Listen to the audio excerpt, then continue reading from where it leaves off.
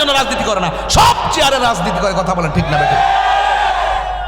আবার ইসলাম ইসলাম ইসলাম, আমরা ইসলামের পক্ষে আসেনি কেন? আয়েন আয়েন আয়েন, এটা মানে আই ওয়াশ করে, পাবলিককে ধোঁকা দেয়, বোকা বানায়। কথা কন ঠিক কিনা?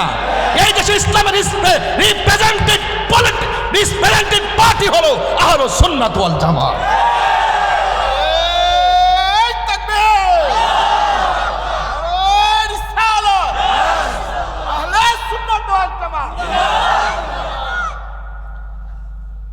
তা আমার কথা রাগ করেন, গুসা করেন, দাওয়াত করলে করেন, না করলে নাই, এটি কেউ কয় না, এগুলো কেউ বলতে চায় না। বলেন আসল ঘরের নাম কি?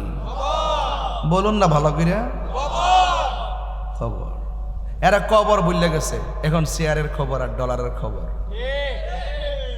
সব এখন আমেরিকার লোকে গুতাগুতি, সব চলতেছে আমেরিকার প্রেসক্রিপশনে বাংলাদেশ। কথা বলেন ঠিক কিনা?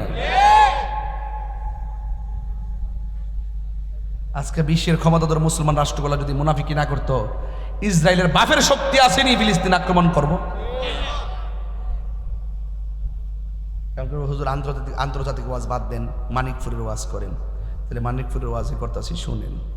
আমাদের আল্লাহ পাঠাইছে গরু সাল্লা দিন বেলা খাইবেন, খান কাটবে, তসবি টুজি জপবেন।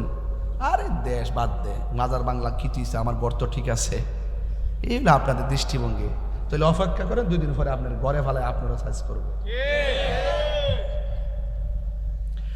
রুখে দাঁড়াই গেলে সামনে কেউ আসতে পারবে না। আর যদি জবাই ডরান, সব ডিমাইর খেবেন। সময় কিন্তু ভালো না, খুব খারাপ। আহলুস সুন্নাত ওয়াল জামাত মুখে সুন্নি সুন্নি করেন ঠিকই, সময় মতো কাজে পাওয়া যায় না। আমি বললাম আল্লাহর ওয়াস্তে, আমরা সুন্নি রেখে এখন 1 না 2? বড় করে বলেন। কবরে যাব কি যাব না? যাওয়ার আগে সোজা হওয়ার দরকার আছে কিনা? হক কথা বলার দরকার আছে কিনা? আসল ঘরের নাম কি? বেনমিয়াজে গেছে আর কি আইতারছে আজকা? এটাই তো নির্মম ইতিহাস। যার নামটা পোস্টার আছে আজকে আসতে পারে নাই, তিনি চলে গেছেন একটা ঘরে। জবান খুলে বলেন ঘরটার নাম কি?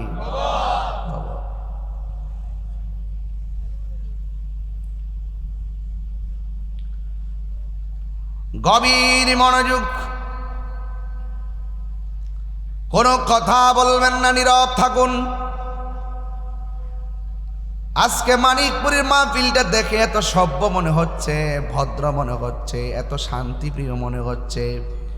নিঃসন্দেহে আল্লাহর একটা রহমতের ছামিয়ান আমাদের মাঝে আছে না নাই?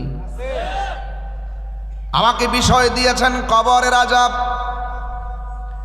এরপরে বিষয় দিয়েছেন সুহাদে কারবালা। 2টা ঘটনা, 2 জগতের ঘটনা। এই জন্য বন্ধু, ইমাম হুসাইনের চেতনা আপনার ঈদে ধারণ করা লাগবে। মরণের পরে আমাদের সবাইকে হিসাব দেওয়া লাগবে একজনের কাছে। জবানটা খুলে বলুন তিনি কে? ওই আল্লাহ রাব্বুল আলামিন কোরআনে বলেছেন, মিনহা খালাকনাকুম ওয়া ফিহা নুঈদুকুম ওয়া মিনহা নুখরিজুকুম তারাতান উখরা। বেনমিয়ারে যখন মাটি দিল, প্রথম মুষ্টি মাটি দেওয়ার সময় পড়ছে মিনহা খালাকনাকুম, দ্বিতীয় মুষ্টি মাটি দেওয়ার সময় পড়েছে ওয়া ফিহা নুঈদুকুম, তৃতীয় মুষ্টি মাটি দেওয়ার সময় পড়েছে ওয়া মিনহা নুখরিজুকুম তারাতান উখরা। এমনভাবে 3 মুষ্টি সব কবরে দেওয়ার সময় মাটি দিতে হয়। মাটি দেওয়ার আগে লাশটা যখন মাটির মধ্যে নামায়া দিবে, তখন পড়তে হবে বিসমিল্লাহি ওয়া আলা মিল্লাতি রাসূলিল্লাহ।